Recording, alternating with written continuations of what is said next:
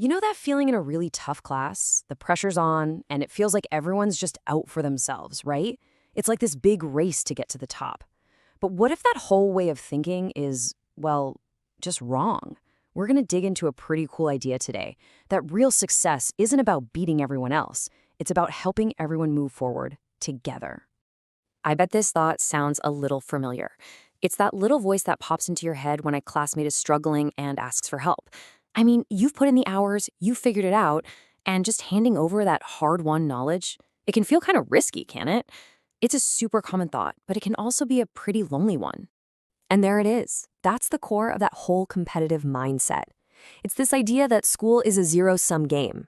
Like there's only so much success to go around, and for you to win, somebody else has to lose. It makes you want to hoard what you know. But as we're about to see, that's just not how it works at all. To really get this, let's look at a quick story about a student named Ravi. He was standing right at this crossroads, compete or collaborate.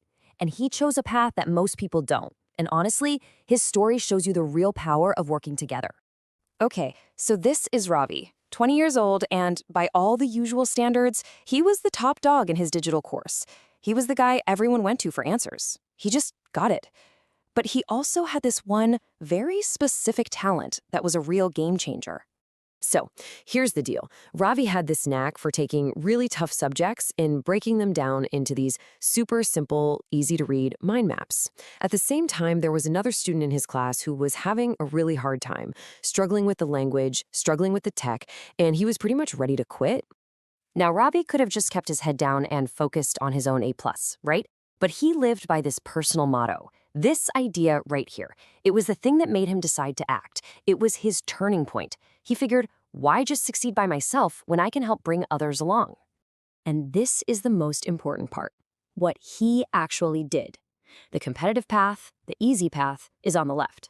But Ravi took the collaborative path. And get this, he didn't just share his notes with his one friend. Nope, he shared his awesome mind maps with the entire class. And then he went a step further, staying after class to give that struggling classmate some one-on-one help. So what happened? This is where the story gets really good. The result of Ravi choosing to cooperate wasn't just what you'd think.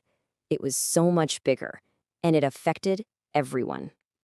So, first things first, his friend, the guy who was about to drop out, he did a complete 180. He went from feeling totally defeated to being excited, motivated, and really putting in the work. Just knowing that someone had his back changed everything, and that alone is a massive win. But here's the real kicker. The biggest surprise was for Ravi himself. He figured out that by explaining these ideas to other people, he wasn't losing his edge. Actually, the opposite happened. His own understanding of the material got way deeper, way clearer. It just clicked for him on a whole new level. And you know, this isn't just a warm, fuzzy feeling. It's a proven fact of learning. When you have to teach a concept to someone else, you're forced to organize your own thoughts so clearly that you end up mastering it yourself. It's a powerful trick. So sharing your knowledge doesn't divide it. It actually multiplies it. And the benefits just ripple outwards. For you personally, you get smarter, you build leadership skills, and you get that amazing feeling of helping someone else get it. And for the group, well, you're building real friendships. The whole vibe in the class gets better, and everybody rises together. It's a total win-win.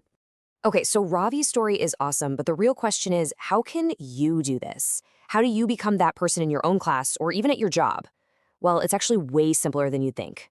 Let's break down a few practical things you can do. Here are 5 super easy ways to be a Ravi. First, just share your stuff, your notes, links, whatever. Knowledge isn't a secret to be locked away.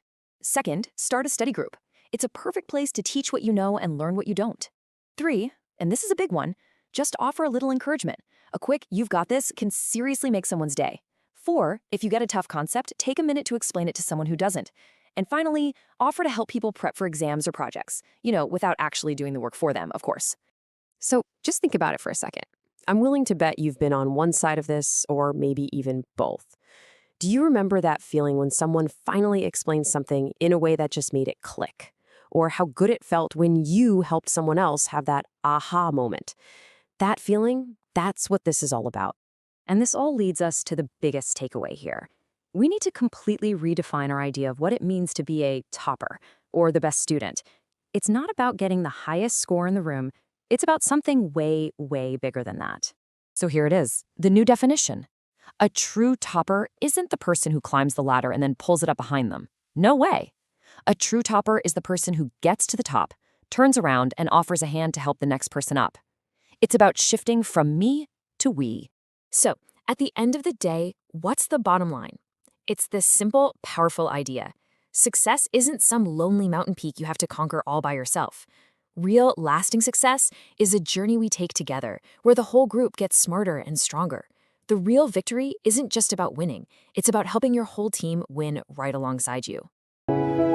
एक कदम विकसित भारत की ओर।